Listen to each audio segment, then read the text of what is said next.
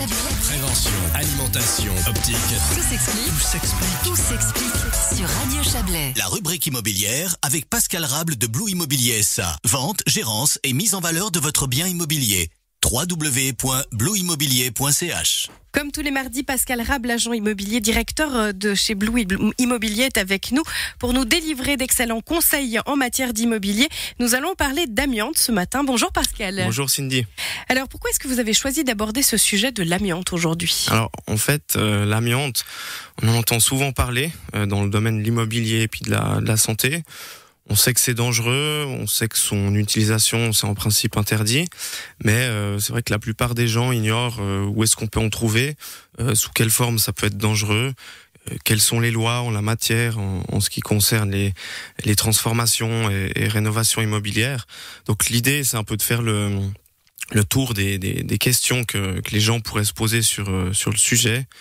Surtout que ça touche quand même la santé publique, donc c'est d'autant plus important. Oui, alors on va commencer avec une question assez basique. Qu'est-ce que c'est que l'amiante ? L'amiante, c'est un matériau qui a été largement utilisé dans la construction, jusqu'à ce qu'il soit interdit en Suisse depuis 1990, à cause de ses effets néfastes sur la santé. En fait, l'amiante était très employée parce qu'elle avait des nombreuses propriétés utiles. On peut citer par exemple la très bonne résistance au feu, son isolation électrique et thermique, sa résistance aux produits chimiques et bien entendu son coût qui était aussi très très faible. Malgré son interdiction, on estime qu'aujourd'hui, donc il y a environ 80% des bâtiments construits entre 1904 et 1990 qui en contiendraient encore. Ah oui, ça fait quand même pas mal. Mais ça veut dire donc que de vivre dans un ancien immeuble qui a donc été construit avant les années 90, c'est potentiellement dangereux pour la santé ? Non, alors je vous rassure, le fait de vivre dans un logement avec de l'amiante, ça pose pas de problème en soi. En fait, ce qu'il faut comprendre, c'est que c'est une matière très résistante et qui reste fortement liée aux matériaux de construction. Là où c'est dangereux pour la santé, c'est lorsque vous faites des travaux de transformation, d'entretien ou de rénovation, parce que vous allez donc percer, poncer ou casser justement donc ces matériaux qui peuvent contenir de l'amiante, et ça libérera les microfibres de l'amiante que vous allez donc respirer puis qui restent dans les poumons. Donc c'est vraiment cet aspect-là qui est nocif pour la santé et qui peut favoriser de plus graves maladies sur le long terme, comme l'asbestose ou le cancer du poumon et de la plèvre. Oui, ça fait pas très envie comme ça. Si on est propriétaire donc d'un bâtiment qui a été construit avant les années 90, comment est-ce qu'on doit procéder si justement on aimerait pouvoir faire des travaux de transformation ? Alors, comme d'habitude, la réglementation elle est différente selon les cantons. Dans le canton de Vaud, depuis le 1er mars 2011, un dépistage amiante est obligatoire pour les propriétaires qui désirent entreprendre des travaux de démolition ou de transformation dans leur bâtiment. Bien sûr, cette démarche, elle n'est obligatoire que pour les bâtiments construits avant 1991, puisque l'amiante a été interdit en 1990. Dans la pratique, concrètement, le propriétaire doit, avant le début des travaux, joindre un diagnostic sur l'ensemble du bâtiment. Si la présence d'amiante est avérée et que le risque est élevé, le propriétaire doit joindre à la demande de transformation un programme d'assainissement. Pour ce qui concerne le canton du Valais, aucun diagnostic n'est légalement exigé. Ici, on se base principalement sur l'ordonnance fédérale sur les travaux de construction qui tend à protéger les ouvriers du bâtiment. En fait, cette législation, elle stipule qu'en cas de suspicion de la présence de substances particulièrement nocives comme l'amiante, l'employeur doit examiner les dangers et les risques qui y sont liés, puis planifier des mesures pour protéger les ouvriers sur le lieu de travail. Où est-ce que l'on pourrait potentiellement trouver de l'amiante dans un vieux bâtiment ? Il y a quelques exemples que vous pouvez donner ? Oui, dans beaucoup d'endroits, malheureusement. Vous avez les revêtements de sol, parois et plafonds. Donc dans les cols à carrelage, par exemple, et les panneaux agglomérés. Vous en avez aussi dans les plaques de toiture ou de façade, dans le mastic de certaines fenêtres, tout ce qui concerne les vieilles conduites isolantes ou les panneaux isolants de manière générale, certains tableaux électriques dans l'isolation aussi. Donc voilà, il y a vraiment beaucoup d'endroits.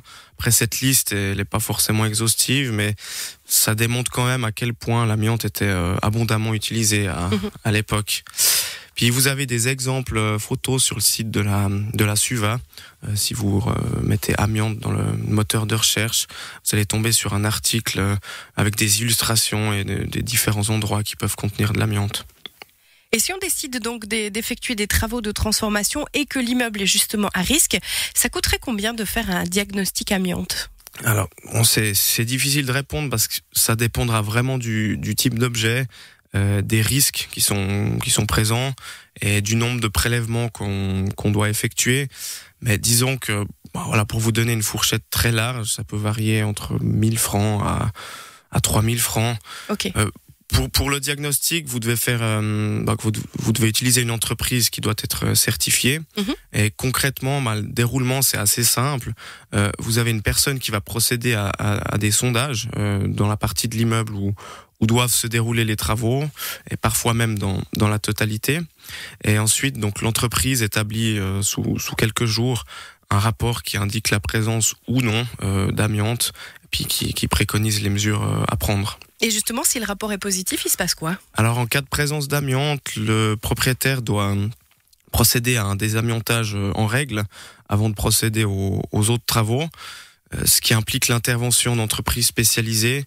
Et là, pour le coup, l'intervention pour le désamiantage, c'est un peu plus laborieux. Donc, en fait, l'entreprise, elle doit confiner les locaux avant d'envoyer des ouvriers équipés entièrement, un peu comme des cosmonautes. Et puis, donc, ils vont procéder à l'élimination de toutes les matières dangereuses. Et dans les cas les plus extrêmes, par exemple pour des rénovations de façade, c'est l'immeuble dans son ensemble qui doit être confiné. Puis après, en termes de prix, voilà, c'est vraiment impossible à vous donner une fourchette parce que c'est vraiment des interventions qui sont assez lourdes, mais ça se chiffre souvent à plusieurs dizaines de milliers de francs. Oui. En cas de vente aussi, est-ce que le diagnostic doit être fait avant de vendre la maison ? Alors non, ça c'est pas pour la vente, c'est pas obligatoire, mais c'est quand même assez recommandé. Vis-à-vis du vendeur, ça permet quand même d'avoir une certaine transparence vis-à-vis de l'objet. Et pour l'acquéreur, c'est également un plus parce que il sait à quoi s'attendre. Mais après, dans la pratique, si le diagnostic n'existe pas, le notaire il va généralement mentionner une clause concernant le risque de la présence d'amiante, risque qui est à la charge de l'acquéreur, bien entendu. Après, l'acquéreur peut aussi poser la question de savoir si l'amiante est présent, si le vendeur ne le fait pas forcément. Oui, bien sûr, ça c'est libre à lui de poser la question, bien sûr. Je rappelle que vous êtes directeur chez Blue Immobilier, Pascal. Je vous remercie beaucoup d'avoir été avec nous. Merci à vous. À la semaine prochaine. Merci, bonne journée. La rubrique immobilière avec Pascal Rable de Blue Immobilier SA. Vente, gérance et mise en valeur de votre bien immobilier. www.blueimmobilier.